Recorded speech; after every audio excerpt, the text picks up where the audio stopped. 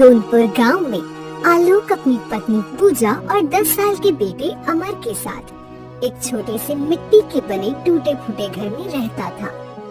आलोक बहुत ही गरीब था। वो सारा दिन जंगल में जाकर लकड़ियां काटता था और उन्हें गांव में बेचकर अपना और अपने परिवार का गुजारा करता था। इन दिनों कड़ी गर्मी पड़ रही थी। गर्मी के कारण गोंदपुर गांव के हर निवासी का बुरा हाल हुए जा रहा था।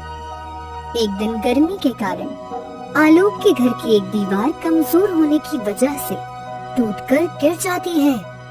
ये देखकर पूजा और आलोक बहुत दुखी हो जाते हैं, क्योंकि अब सारी धूप उनके घर में आने लगी थी, जिसके चलते पूजा, आलोक और अमर का घर में बैठना दुश्वार हो चुका था।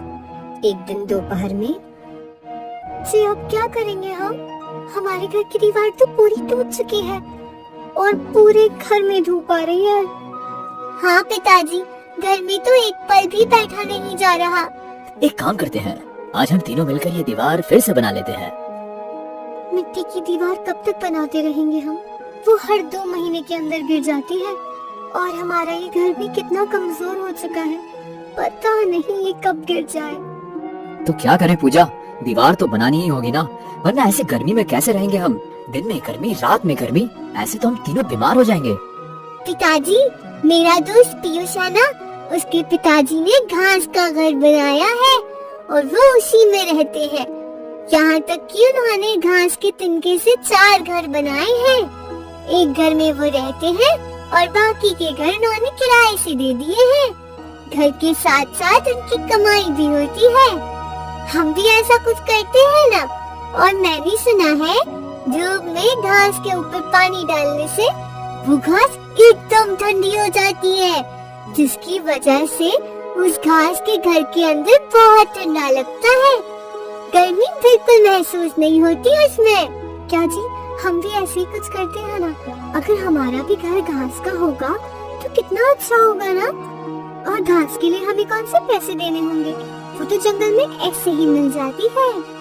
घास का घर कैसे बना सकते हैं हम? पिताजी, मैं आपको बताऊंगा कैसे बनाना है घर। चलिए, पहले हमें जंगल में जाकर घास ढूंढनी होगी।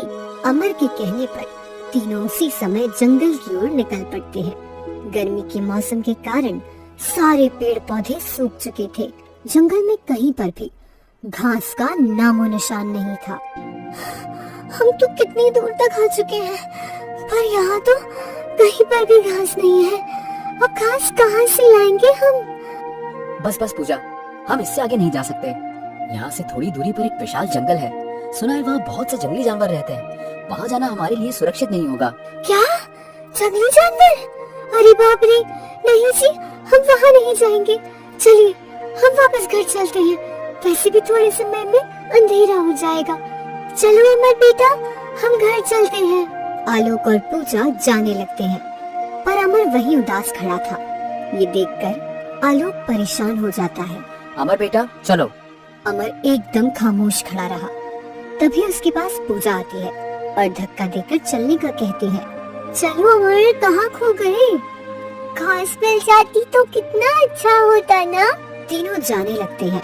तभी आलोक के मन में एक बात आती है। लगता है घास के ना मिलने से मेरा बच्चा उदास हो गया है। कितना दुखी लग रहा है ये। नहीं, मैं अपने बच्चे को दुखी नहीं देख सकता। पूजा, मैं क्या कहता हूँ, तुम और अमर घर चले जाओ। देखो, अंधेरा भी होने वाला है और आज मैं लकड़ियाँ तोड़ने भी नहीं आया जंगल में। तो मैं यहाँ आ ही गया हूँ तो थोड़ी लकड़ियाँ तोड़ लेता हूँ। इन्हें बेचकर थोड़े पैसे मिल जाएंगे। तुम दोनों घर जाओ, मैं थोड़े समय में लकड़ियाँ लेकर आता हूँ। अरे, अब कल आ जाना। अभी अंधेरा भी होने को आया है, रात हो गई है, तो आप कैसे आओगे घर? पूजा, इस जंगल में मेरा रोज का आना जाना है, तुम चिंता मत करो, मैं जल्दी ही घर आ जाऊंगा। आलोक की ये बात सुनकर पूजा और अमर घर चले जाते हैं। इधर आलोक जंगल के गहरे हिस्से में चलते जाता है। मुझे तुरंत ही कहीं से भी घास ढूंढकर घर जाना होगा। आलोक उस जंगल के हर हिस्से से बखूबी वाकिफ था। उसे पता था जंगल के किस हिस्से पर खतरा है और किस हिस्से में नहीं। फिर भी बेटे की खुशी की खातिर आलोक जंगल के सबसे खतरनाक इलाके में घुस जाता है, जहाँ कई सारे जंगली जानवर थे।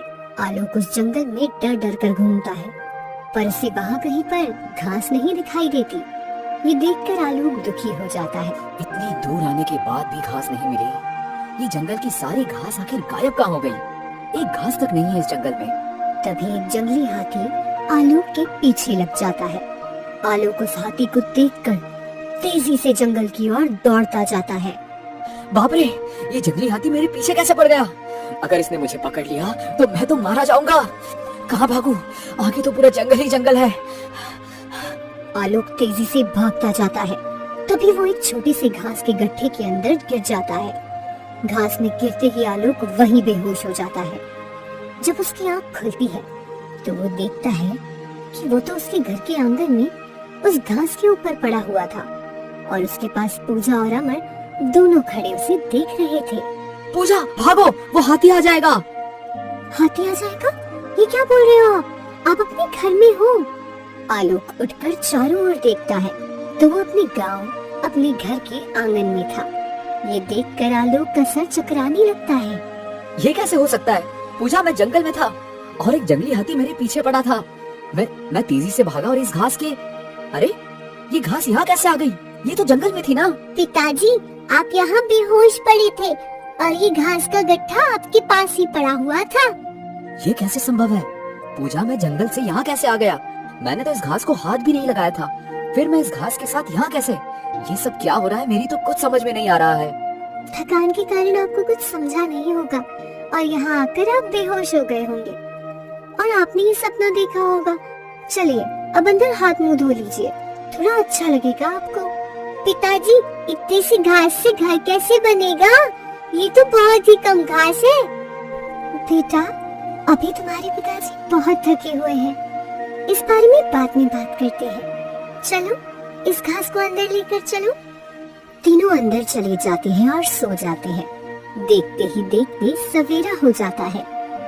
तीनों जब अपने घर में देखते हैं तो वो छोटी सी घास पूरा घर भर कर घास हो गई थी। घर भर कर घास देखकर तीनों के होश उड़ जाते हैं। पूजा, ये इतनी सारी घास, ये कैसे?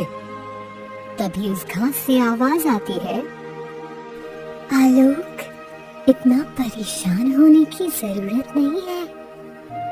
मैं एक जादुई घास हूँ। अब इस घास से अपने लिए कई सारे घर बना लो, क्योंकि मैं कभी खत्म नहीं होने वाली, ना कभी मुरझाने वाली हूँ। उस जंगल में उस जंगली हाथी से मैंने ही तुम्हें बचाया था। मैं कई बरसों से उस जंगल में पड़ी थी। कोई मुझे नहीं खा रहा था, ना मुझे कोई अपने साथ ले जा रहा था। पर जैसे ही तुम मेरे ऊपर आकर गिरे, मैंने झट से अपने जादू से तुम्हें वहाँ से गायब कर दिया। क्या? तुमने मुझे उस जंगली हाथी से बचाया था और तुम्हें यहाँ ले आई। ये बात सुनकर तीनों के होश उड़ जाते हैं। तभी वो तीनों मिलकर उस घास के 4 बड़े बड़े आलीशान घर बना लेते हैं। उस घास के घरों को देखकर गांव वाले हक्का बक्का रह जाते हैं। पिताजी, ये जादुई घास तो सच में बहुत कमाल की है। देखिए, हमारी तो 4 घर हो चुके हैं और ये घर कितने खूबसूरत दिख रहे हैं। अरे आलोक भाई, ये क्या? घास के घर? वाह वाह, ये घर तो कितने खूबसूरत लग रहे हैं। देखो जी, ये घास के घर कितने अच्छे हैं। और आपने वो कालू भाई का छोटा सा घर किराए से ले रखा है। न हवा आती है उसमें, न ठंडा लगता है। ऐसे लगता है जैसे किसी गुफा में आकर बैठ गए हो। अरे इन्हें कहते हैं घर। देखिए, घास के बने होने के बाद भी ये घर कितने चमक रहे हैं। ये घर कैसे बनाया आपने आलोक भाई? रमेश भाई, बहुत मेहनत लगी है इस घर को बनाने में। दूर दराज एक जंगल में जाने के बाद हमें ये घास मिली थी। आलोक भाई, हमें ये घर रहने के लिए दीजिए ना। आपके तो 4 घर हैं, एक घर हमें दे दीजिए किराए से रहने के लिए। हम आपको उसके किराए के पैसे भी देंगे। हाँ आलोक भाई, मुझे भी एक घर दीजिए ना किराए से रहने के लिए। ठीक है ठीक है, एक घर का किराया 5000 रुपए महीना लगेगा आपको। बोलो, मंजूर है? हाँ हाँ, मंजूर है। अब आलोक, तरुण, सविता, रमेश और एक गांव के व्यक्ति को अपने 3 जादुई घास से बने घर किराए से दे देता है।